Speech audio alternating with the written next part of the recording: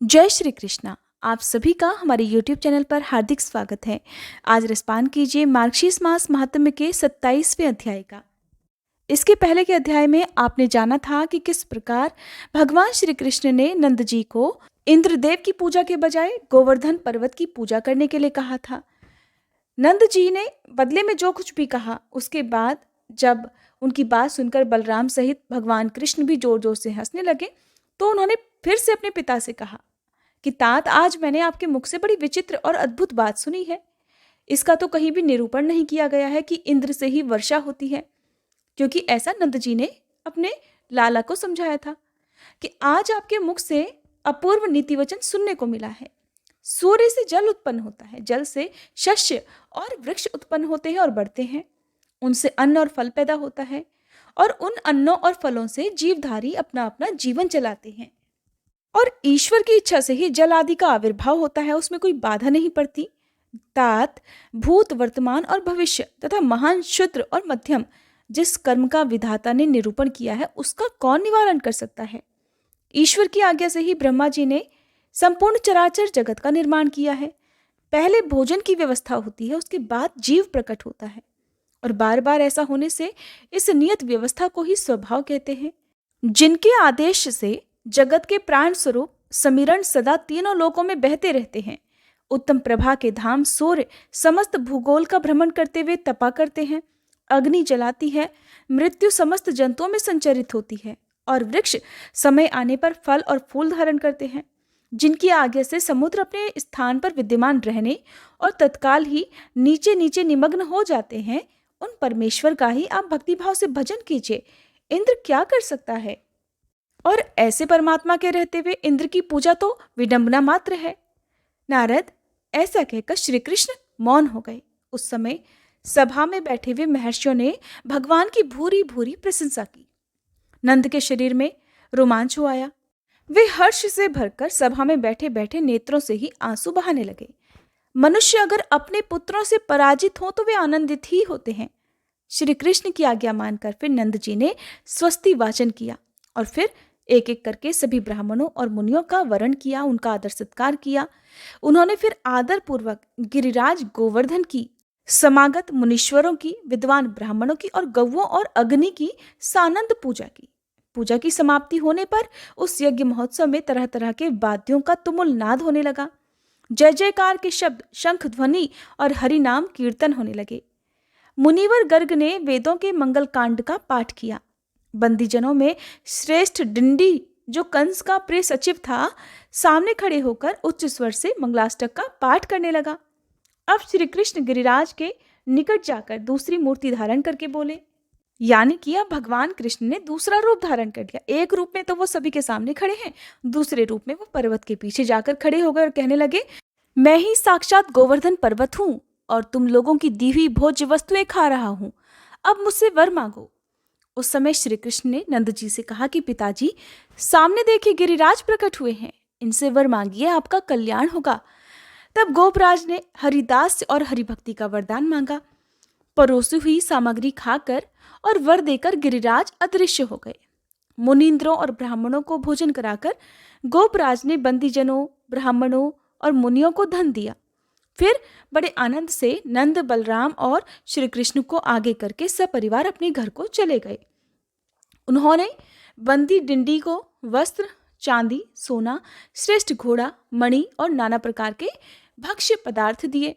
मुनि और ब्राह्मण बलराम तथा श्री कृष्ण की स्तुति और नमस्कार करके वहां से फिर चले गए। समस्त अप्सराएं, गंधर्व और किन्नर भी अपने अपने स्थान को पधारे। उस महोत्सव में आए हुए राजा और संपूर्ण गोप भी श्री कृष्ण को सादर नमस्कार करके वहां से विदा हो गए। इसी समय यज्ञ भंग हो जाने से अपनी अनेक प्रकार की निंदा सुनकर देवराज इंद्र कुपित हो उठे। उनके होंठ फड़कने लगे। उन्होंने मरुदगणों और मेघों के साथ तुरंत ही वृंदावन पर आक्रमण कर दिया। फिर युद्ध शास्त्रों में निपुण समस्त देवता भी हाथों में अस्त्र शस्त्र लिए क्रोधपूर्वक रथ पर आरूढ़ होकर उनके पीछे पीछे गए। हवा की सनसनाहट, बादलों की गड़गड़ाहट और सेना की भयंकर गर्जना से सारा नगर कांप उठा।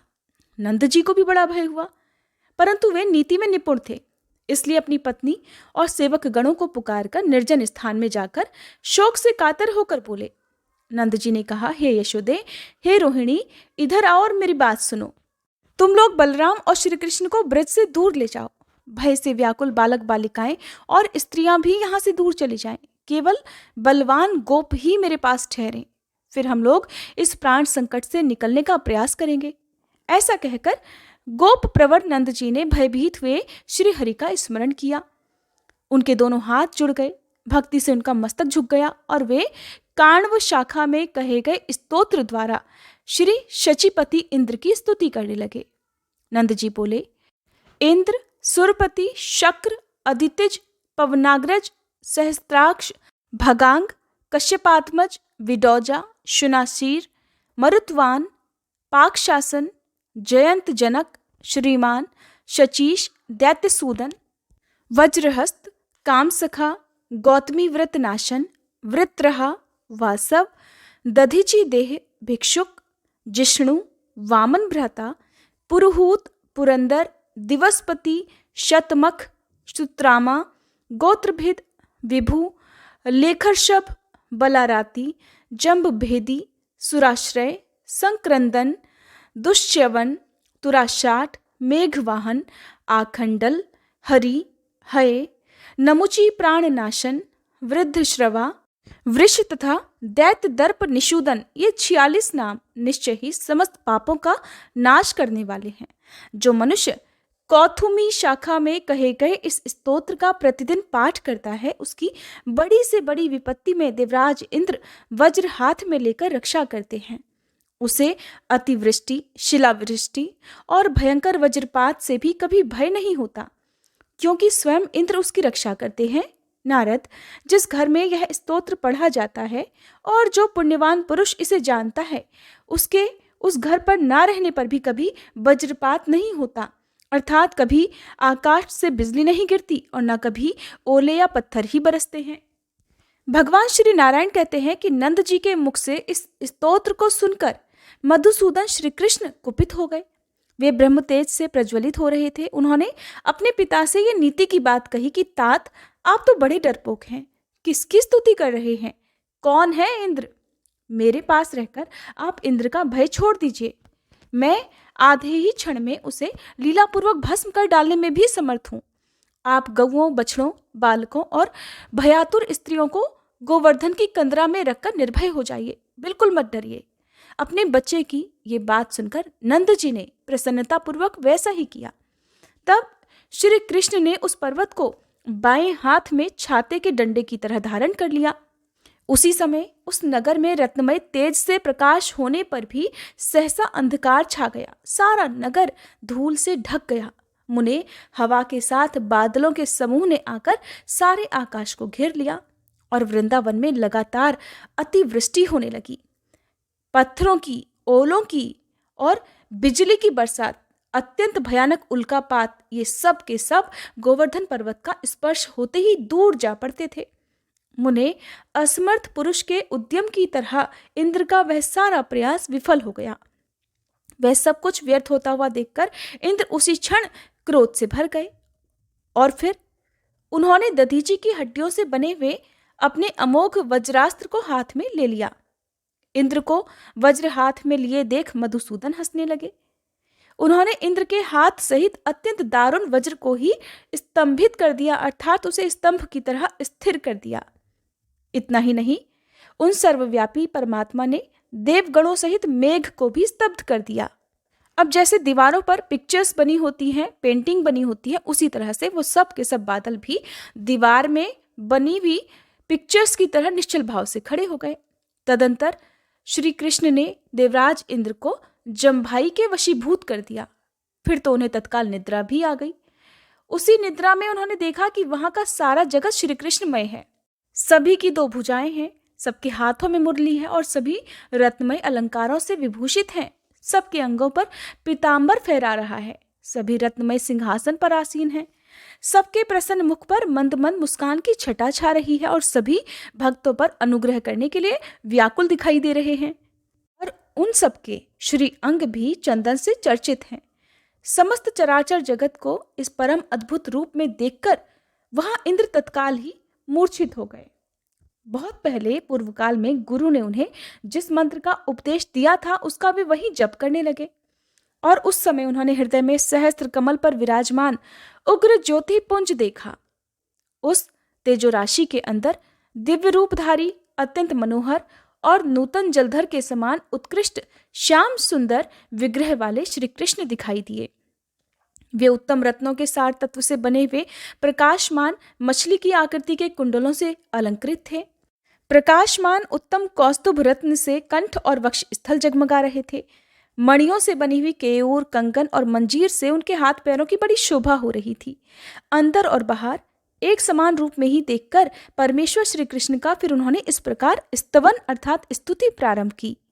देवराज इंद्र कहने लगे, जो अविनाशी परब्रह्म ज्योति स्वरूप सनातन, गुणातीत, निराकार, स्वेच्छामय और अनंत हैं, जो भक्तों के ध्यान और आराधना के लिए तरह तरह के रूप धारण करते हैं, युग के अनुसार जिनके श्वेत, रक्त, पीत और श्याम वर्ण हैं, सतयुग में जिनका स्वरूप शुक्ल तेजोमय है और उस युग में जो सत्य स्वरूप हैं, त्रेता में जिनकी अंग कांति कुमकुम के समान लाल है और जो ब्रह्म तेज से जाजल्वमान रहते हैं, द्वापर में जो पीत कांति धारण करके पीतांबर से सुशोभित होते हैं, कलयुग में कृष्ण वर्ण होकर कृष्ण नाम धारण करते हैं, इन सब रूपों में जो एक ही परिपूर्णतम परमात्मा है, जिनका श्री विग्रह नूतन जलधर के समान अत्यंत श्याम और सुंदर है, उन नंद नंदन यशोदा कुमार भगवान गोविंद की मैं वंदना करता हूँ, जो गोपियों का चित्त चुराते हैं और राधा के लिए प्राणों से भी अधिक प्रिय हैं, जो कौतूहलवश विनोद के लिए मुरली की ध्वनि का विस्तार करते रहते हैं, जिनके रूप की कहीं तुलना नहीं है, जो रत्नमय आभूषणों से विभूषित होकर कोटि कोटि कंदर्पों का सौंदर्य धारण करते हैं, उन शांत स्वरूप परमेश्वर को मैं प्रणाम करता हूँ। जो वृंदावन में कहीं राधा के पास क्रीड़ा करते हैं, कहीं निर्जन स्थान में राधा के वक्ष स्थल पर विराजमान होते हैं, कहीं राधा के साथ जल क्रीड़ा करते हैं, कहीं वन में राधिका के केश कलापों की चोटी गूंथते हैं, कहीं राधिका के चरणों में महावर लगाते हैं, कहीं राधिका के चबाए हुए तांबूल को बड़े प्रेम से ग्रहण करते हैं, कहीं बाके नेत्रों से देखती हुई राधा को स्वयं निहारते हैं, कहीं फूलों की माला तैयार करके राधिका को अर्पित करते हैं, कहीं राधा के साथ रास मंडल में जाते हैं, कहीं राधा की दी हुई माला को अपने कंठ में धारण करते हैं, कहीं गोपियों के साथ विहार करते हैं, कहीं राधा को साथ लेकर चल देते हैं और कहीं उन्हें भी छोड़कर चले जाते हैं। जिन्होंने कहीं ब्राह्मण पत्नियों के दिए हुए अन्न का भोजन किया है और कहीं बालकों के साथ ताड़ का फल खाया है, जो कहीं आनंद पूर्वक गोप किशोरियों के मन को चुरा लेते हैं, कहीं ग्वाल बालों के साथ दूर गई गौओं को आवाज देकर बुलाते हैं, जिन्होंने कहीं कालिया नाग के मस्तक पर अपने चरण कमलों को रखा है और जो कहीं मौज में आकर आनंद विनोद के लिए मुरली की तान छेड़ते हैं और कहीं ग्वाल बालों के साथ मधुर गीत गाते हैं, उन परमात्मा श्री कृष्ण को मैं प्रणाम करता हूँ। इस स्तवराज से स्तुति करके देवराज इंद्र ने श्री कृष्ण को भय से प्रणाम किया। पूर्व काल में वृत्रासुर के साथ युद्ध करते समय गुरु बृहस्पति ने इंद्र को यह स्तोत्र दिया था। सबसे पहले श्री कृष्ण ने तपस्वी ब्रह्मा जी को कृपापूर्वक एकादशाक्षर मंत्र और सब लक्षणों से युक्त कवच और ये स्तोत्र दिया था। फिर ब्रह्मा जी ने पुष्कर में कुमार को, कुमार ने अंगिरा को और अंगिरा ने बृहस्पति जी को इसका उपदेश किया था। इंद्र द्वारा किए गए इस स्तोत्र का जो भी प्रतिदिन भक्ति पूर्वक पाठ करता है, वो इस लोक में श्री कृष्ण की सुदृढ़ भक्ति और अंत में निश्चय ही उनका दास से सुख प्राप्त कर लेता है। जन्म, मृत्यु, जरा, व्याधि और शोक से मुक्ति पा लेता है और स्वप्न में भी कभी यमदूत और यमलोक को नहीं देखता। भगवान नारायण कहते हैं, इंद्र का वचन सुनकर भगवान लक्ष्मी निवास प्रसन्न हो गए और उन्होंने प्रेम पूर्वक उन्हें वरदान देकर उस पर्वत को वहां स्थापित कर दिया। श्री कृष्ण को प्रणाम करके इंद्र अपने गणों के साथ चले गए। फिर गुफा में छुपे हुए लोग वहां से निकलकर अपने अपने घर को चले गए। उन सब ने श्री कृष्ण को परिपूर्णतम परमात्मा माना। ब्रजवासियों को आगे करके श्री कृष्ण अपने घर को गए। नंद जी के संपूर्ण अंगों में रोमांच हुआया, उनके नेत्रों में भक्ति के आंसू भर आए और उन्होंने सनातन पूर्ण ब्रह्म स्वरूप अपने उस पुत्र का इस प्रकार स्तवन किया। नंद जी बोले, जो ब्राह्मणों के हितकारी, गौओं और ब्राह्मणों के हितैषी और समस्त संसार का भला करने वाले हैं, उन सच्चिदानंदमय गोविंद देव को बारंबार नमस्कार है। प्रभु, आप ब्राह्मणों का प्रिय करने वाले देवता हैं, स्वयं ही ब्रह्म और परमात्मा है, आपको नमस्कार है। आप अनंत कोटि ब्रह्मांड धामों के भी धाम हैं, आपको सादर नमस्कार है। आप मत्स्य आदि रूपों के जीवन और साक्षी हैं, आप निर्लिप्त, निर्गुण और निराकार परमात्मा को नमस्कार है। अत्यंत सूक्ष्म स्वरूपधारी होने के कारण आप योगियों के भी ध्यान में नहीं आते हैं। ब्रह्मा, विष्णु और महेश भी आपकी वंदना करते हैं। आप नित्य स्वरूप परमात्मा को नमस्कार है। ऐसा कहकर नंद जी श्री कृष्ण के सामने भक्ति भाव से खड़े हो गए। तब प्रसन्न हुए श्री कृष्ण ने उन्हें मनोवांछित वर दिया। इस प्रकार नंद जी द्वारा किए गए स्तोत्र का जो भक्ति भाव से हर दिन पाठ करता है, वह शीघ्र ही श्री कृष्ण की सुदृढ़ भक्ति और दास्य भाव प्राप्त कर लेता है। जब द्रोण नामक वसु ने अपनी पत्नी धरा के साथ तीर्थ में तपस्या की, तब ब्रह्मा जी ने उन्हें ये परम दुर्लभ स्तोत्र प्रदान किया था। सौभरी मुनि ने पुष्कर में संतुष्ट होकर ब्रह्मा जी को श्री हरि का षडक्षर मंत्र और सर्वरक्षण कवच प्रदान किया था। वही कवच, वही स्तोत्र और वही परम दुर्लभ मंत्र ब्रह्मा जी के अंशभूत गर्ग मुनि ने तपस्या में लगे हुए नंद जी को दिया था। पूर्व काल में जिसके लिए जो मंत्र, स्तोत्र, कवच, इष्टदेव, गुरु और विद्या प्राप्त होती है, वह पुरुष उस मंत्र आदि तथा विद्या को निश्चय ही नहीं छोड़ता है। इस प्रकार ये श्री कृष्ण का अद्भुत आख्यान और स्तोत्र कहा गया, जो सुखद, मोक्षप्रद और सब साधनों का सारभूत तथा भवबंधन को छुटकारा दिलाने वाला है। हरे कृष्णा। आज का अध्याय समाप्त हुआ। उम्मीद करती हूँ ये वीडियो आपको पसंद आई होगी।